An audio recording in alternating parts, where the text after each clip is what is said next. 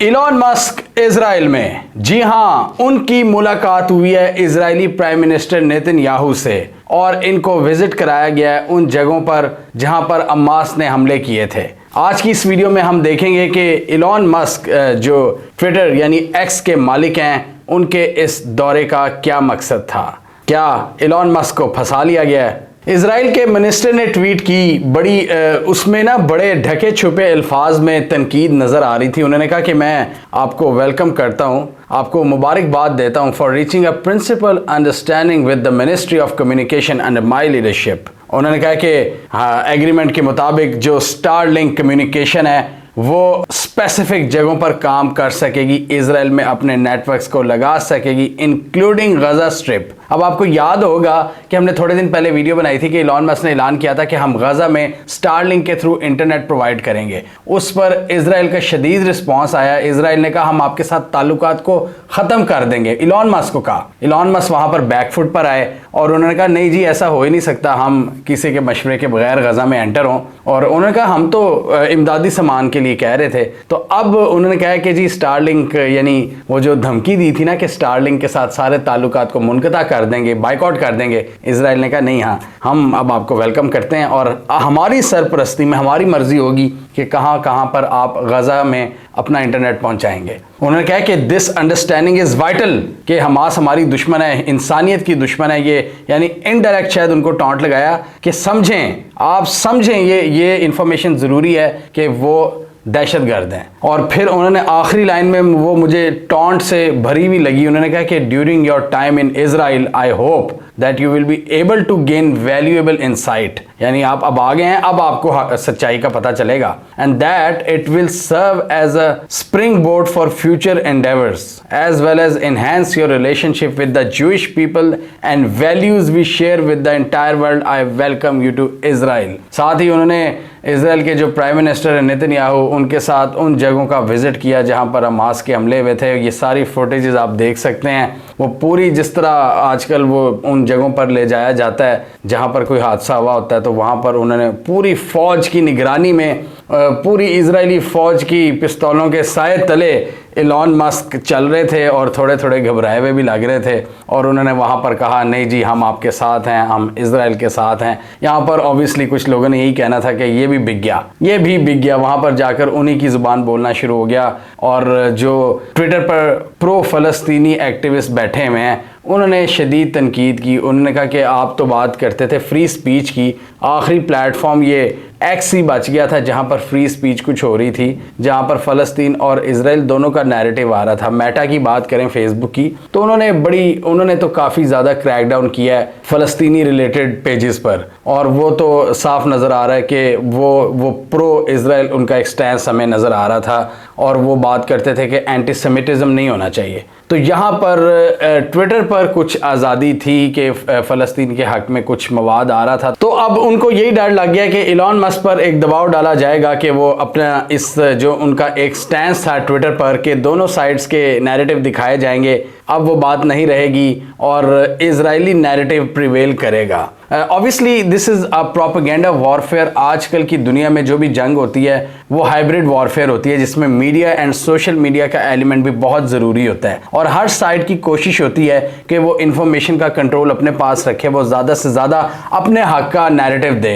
अब हम देख रहे थे कि ट्विटर पर बहुत ज़्यादा प्रो फ़लस्तीन कंटेंट आ रहा था, उसकी वजह से इजरायली गवर्नमेंट बहुत ज़्यादा परेशान थी और उन्होंने इलॉन मस्क से बाइकआउट की धमकी दी और इलॉन मस्क फिर पहुंच गए इजराइल। जाहिर बात है इस तरह के माहौल में इलॉन मस्क ने कहा कि, मतलब उन्होंने तो कहा, एग्री किया इजराइल के प्राइम मिनिस्टर के साथ। उन्होंने कहा जी हाँ, हमास को डिस्ट्रॉय करना चाहिए। उन्होंने कहा those who are intent on murder must be neutralised, then the propaganda must stop, they are just training people to murderers. और साथ ही उन्होंने कहा कि गजा को भी खुशहाल होना चाहिए। तो यही सारी मीडिया की गेम है। इजराइल काफ़ी ज़्यादा थ्रेटन फील करता है जब बहुत ज़्यादा प्रो फ़लस्तीन कंटेंट सामने आता है। तो यहाँ पर इंफॉर्मेशन को ऑब्वियसली हर कोई कंट्रोल करने की कोशिश करता है जब जंग की बात होती है, जब उनके हक में नैरेटिव नहीं जाता। और इलॉन मस्क पर तनकीद हो रही थी, ये सारे जो एक वेस्टर्न कैंप है, वेस्टर्न मीडिया, वो इन पर बहुत ज़्यादा तनकीद कर रहा था कि anti semitism, anti semite content Twitter पर जा रहा है। यानी कि यहूदियों के ख़िलाफ़ एक नफ़रत हमें नज़र आ रही है ट्विटर पर, इसको रोकना चाहिए। लेकिन इसकी बात हम करें ना तो इसमें बड़े बड़े अमेरिकन एंकर्स भी कहते हैं कि अगर हम इजरायली गवर्नमेंट के इन एक्शंस पर तनकीद कर रहे हैं तो इसका ये मतलब नहीं है कि हम कोई एंटी सेमिटिज्म फैला रहे हैं या उसको एक्सरसाइज कर रहे हैं, हम उसकी हुकूमत पर तनकीद कर रहे हैं। ये एक फ़र्क है जो कि ऑब्वियसली इजरायली हुकूमत, इजरायली सरकार इस फैक्ट को मानने से इनकारी है।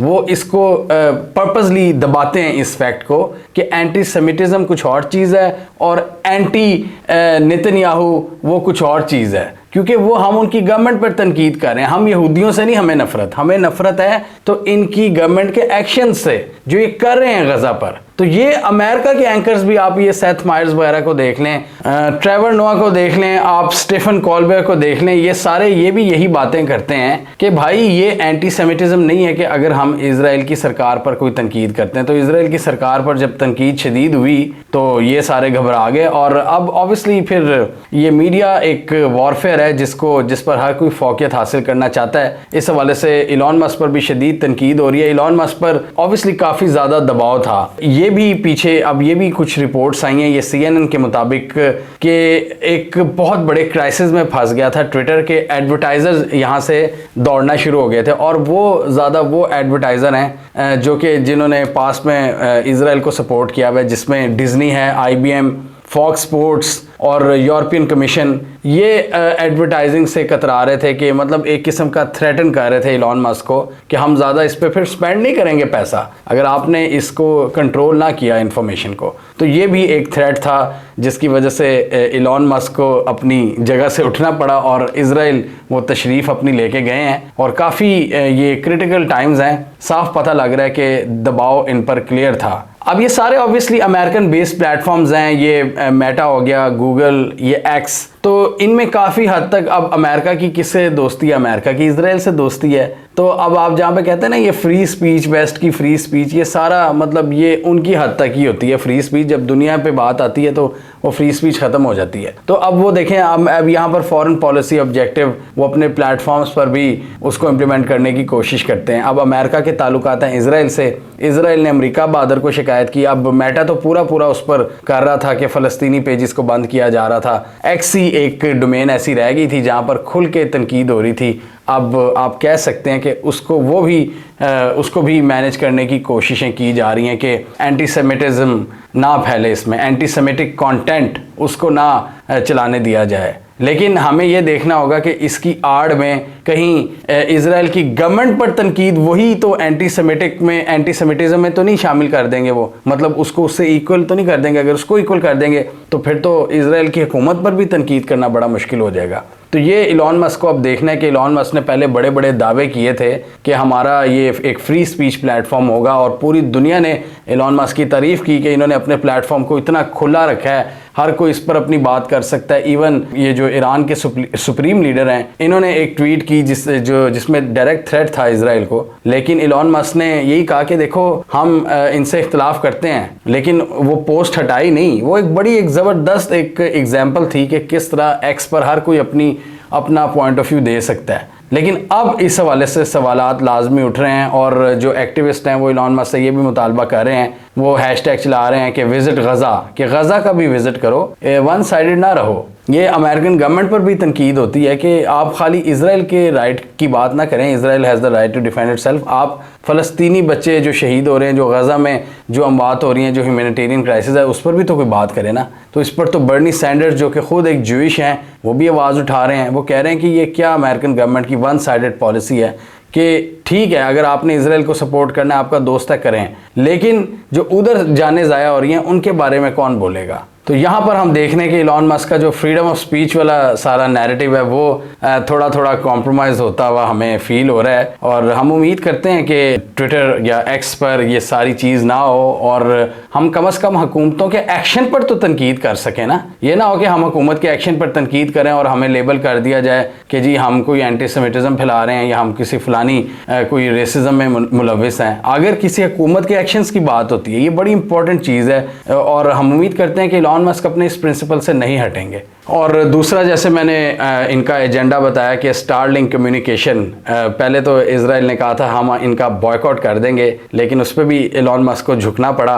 और अब इजराइल के साथ नए नए मुआहदे हैं कि इजराइल में वो इंटरनेट प्रोवाइड करेंगे और साथ ही गज़ा में भी, लेकिन इजराइल की मर्ज़ी के साथ। तो यहाँ से भी पता चलता है कि गज़ा में काफ़ी हद तक अब जो ऑपरेशनल कंट्रोल है वो इजराइल का है, कि वो अब गज़ा में अलाउ कर रहे हैं एक specific limited point of view तक कि जी इलॉन मस्क यहाँ पर इंटरनेट प्रोवाइड कर सकते हैं। उनके प्रेसिडेंट ने सीधा सीधा लिख दिया है कि हमारी मर्ज़ी से होगा। और इलॉन मस्क का ये ट्रिप उस वक्त हुआ है जब इजराइल और हमास के दरमियान एक मुआहदा चल रहा है, जंग बंदी का मुआहदा, और वो अपने चौथे दिन में था। चौथे दिन में इलॉन मस्क ने विज़िट किया। उन्होंने सारी वो वेस्ट पहनी हुई थी, प्रोटेक्टिव वेस्ट पहनी हुई थी एंड बुलेट प्रूफ जैकेट पहनी हुई थी। और पूरी दुनिया के मीडिया ने ये इस तरह लिखा कि एक वॉर जोन में एंटर हो रहे हैं इलॉन मस्क। और इलॉन मस्क ने भी कहा कि हम अपने प्लेटफॉर्म पे अब कोई एंटी सेमिटिक कंटेंट को बर्दाश्त नहीं करेंगे। और जैसे मैंने पहले कहा कि उम्मीद यही है कि एंटी सेमिटिज़म तक की बात रहे, ये ना हो कि इजराइल की हुकूमत पर तनकीद भी उसी ज़ुमरे में आ जाए। हमें कमेंट सेक्शन में बताइए आपके ख्याल में आप क्या समझते हैं, इलॉन मस्क इस वक्त इजराइल की हुकूमत के प्रेशर में आ गए हैं? क्या इजराइल की हुकूमत पर तनकीद एंटी सेमिटिक कंसिडर की जाएगी, या इलॉन मस्क एक क्लियर अपना जो उनका स्टैंस है उस पर कायम रहेंगे? फ्री स्पीच कमेंट कीजिए। इसके अलावा हमारा यूट्यूब चैनल सब्सक्राइब कर लो, साथ ही वो बेल आइकॉन भी दबा लें ताकि वो स्टोरीज दुनिया भर से पाकिस्तान से जिनकी मेन स्ट्रीम मीडिया पर प्रॉपर कवरेज नहीं होती, हमारे प्लेटफॉर्म के थ्रू आप तक टाइम पर पहुंच जाएं।